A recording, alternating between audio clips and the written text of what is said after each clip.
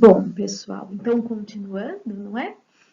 A respeito desse estudo que foi feito sobre os recursos e as estratégias nas aulas, né, diversas, no foco esse nosso slide da educação física, mas a gente trouxe para a nossa realidade também, os autores, eles fizeram, né, uma comparação, vamos dizer assim, uma reflexão acima dessa observação, e eles fizeram esse artigo que se chama Analogia a uma Caixa.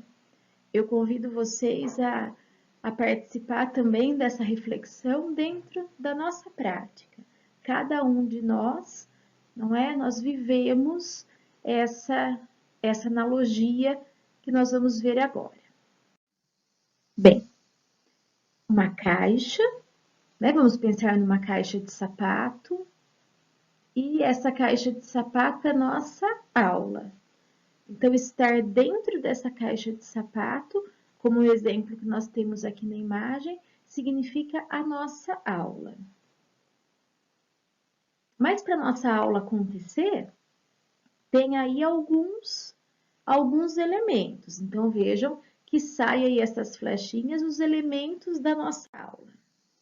Então, de um lado, a nossa aula, a gente indo para a aula, com tudo que a gente leva, a nossa disciplina, aqui no caso é colocado educação física, mas vamos pensar cada um, né, de nós dentro da nossa realidade, os tutores, os intérpretes, interlocutores, as professoras da sala de recurso, cada um com a sua realidade, com a sua disciplina, com a aula daquele dia.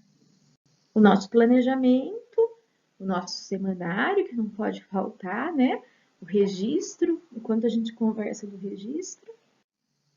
E para aquela aula a gente tem o quê?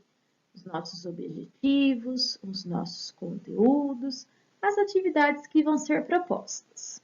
Nada de novo até aí. Então, olha lá a nossa aula agora vista de né, por um outro olhar. E toda caixa, ela vai ter o quê? Uma tampa, certo? Então, vamos ver o que nós trazemos nessa tampa. Dos ladinhos, os recursos e as estratégias. Lembrando que os recursos e as estratégias, o que é mesmo? A tecnologia assistiva, que a gente viu no vídeo anterior. Olha lá, certo? E aqui, na base, assim, da nossa tampa, o que será que são esses coloridinhos? Os nossos alunos, não é? Então, para adentrar na nossa aula, quem vai adentrar na nossa aula? Quem vai aproveitar da nossa aula? Aproveitar ou não? Os nossos alunos, certo? E eu preparo a minha aula para atender a todos esses alunos usando do quê? De uma única estratégia, de um único recurso, de uma única atividade. E daí, a hora que eu vou buscar meus alunos lá fora, é uma filinha de aluno igual, um atrás do outro.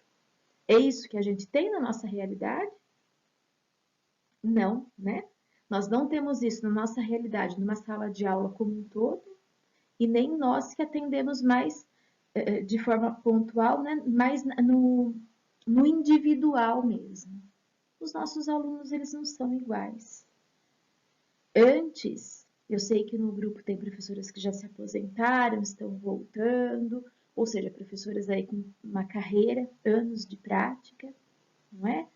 No passado, às vezes não era pensado isso, mas o modelo social era outro. Hoje, nós sabemos, certo ou não, não é essa, né, não é esse o objetivo da reflexão, a diversidade ela está nas nossas salas. E a diversidade ela está em cada um de nós. Então, pensar no aluno um igual ao outro, usando dos recursos e das estratégias iguais, nem sempre nós vamos atingir a todos. Não sei se vocês concordam com isso. Certo? E aqui estão quem? Os meus alunos. Então, vai sempre ter o aluno que se encaixa naquilo que eu propus, vai ter aquele que vai se encaixar mais ou menos, esses amarelinhos, ó, eles passam, porque eles são quase iguais os rosa, né? Fazendo aí analogia em relação à imagem, mas e os outros? E o nosso aluno redondo aí, como que ele vai passar? Não é? Então, uma reflexão para a nossa prática de sala de aula. O que eu preparo? O que eu levo? Como que eu conduzo essa minha aula? Agora, recursos e estratégias, eles fazem parte do quê? Da tecnologia assistiva. E dentro do que nós conversamos, tanto nos outros vídeos como no vídeo anterior de hoje mesmo, a gente viu que a tecnologia assistiva, as estratégias, os meus recursos, eles têm que atender à individualidade do meu aluno, a condição que ele tem da sua deficiência ou do seu transtorno, o que ele tem de potencialidade, esse conhecimento prévio que ele traz dele. Então, é o individual, não é? A individualidade dos nossos alunos, ela tem que ser o foco do nosso trabalho. Eu uso aqui de uma situação que eu vivo. Na faculdade, nós temos, numa das salas que eu dou aula, nós temos um aluno que tem deficiência múltipla.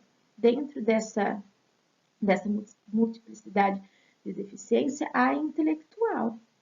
Então, quando eu elaboro minha aula, mesmo agora, através de videoaula, eu tenho que pensar em estratégias para atendê-la. Porque se eu elaborar minha aula para aquela sala enorme, sem pensar nele, ele não vai abstrair nada daquilo. Então, as minhas estratégias, elas têm que ser diferenciadas para ele. E isso é a realidade de todos nós. Hoje nós não fugimos disso. Nós temos salas de aula, já que o nosso foco é a tutoria, que tem 3 tutores em uma mesma sala. Agora vamos pensar, 3 tutores em uma mesma sala. Será que o planejamento desses 3 tutores vai ser idêntico? Eu sei que não é, né? Estou dando como um exemplo. Mas não. Não é pelo fato de eu ter uma deficiência ou um transtorno que os outros que têm a mesma deficiência e o mesmo transtorno vão ter o que eu tenho. Vai ter as características que eu tenho, certo? Então, esse exemplo que eu estou trazendo para vocês é para a gente fazer essa reflexão. Sempre aqui voltando à questão da funcionalidade. Recursos e estratégias que promovam a funcionalidade, que tragam algo para o enriquecimento da autonomia desse meu aluno. Isso eu não posso esquecer. Olha lá, e agora se a aula for assim? Não é?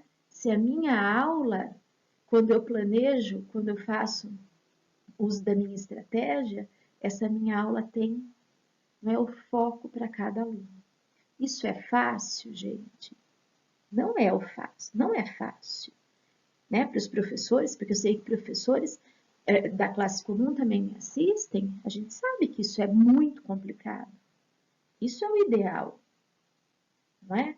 Mas eu sempre falo que quando dizemos na questão de Brasil de educação especial, nós falamos numa perspectiva, não é um caminho. E para a gente chegar ao ideal, nós temos que ir começando pouco a pouco. Não é? Então, pensar a nossa prática olhando a diversidade dos nossos alunos, agora eu falo de uma forma geral, aqui independente de ter o interlocutor, o tutor e tudo mais, é pensar essa prática, respeitando a diversidade dos nossos alunos, atendendo essa diversidade, hoje é o caminho. Para o contexto social escolar que nós temos, esse é o caminho. Mas nós temos que ir traçando dentro dessa perspectiva. E agora os nossos alunos, onde todos vão adentrar a sala de aula, adentrar a matéria, se beneficiarem da inclusão, porque quando nós falamos em inclusão, acesso, permanência e qualidade. acesso, permanência, sempre é garantido, vamos dizer assim, não é? E a qualidade. A qualidade desse acesso e permanência vai ser o quê? Através das nossas ações também. Né? Os recursos são importantíssimos, o incentivo, tudo mais, mas dizendo aqui da relação de prática de sala de aula, nós temos sim que olhar para essas diferenciações em estratégias, em recursos, em adaptação, para oferecer para o nosso aluno realmente uma educação de qualidade. Então, aqui eu faço essa reflexão com vocês, tem mais um pedacinho ainda, me colocando sempre à disposição. O que vocês precisarem, certo? Para a individualidade de cada um, dentro da questão dos alunos de vocês, já coloquei isso, não é? No retorno das aulas presencial, quem precisar de mim, encaminhe, peça para a escola, para a gestão escolar, são eles que fazem isso, um ofício, a gente conversa, a gente discute a individualidade de cada um. Na formação, a gente faz uma forma geral, certo? Então, nós temos mais uma partezinha final e já que a gente conclui. Muito obrigada.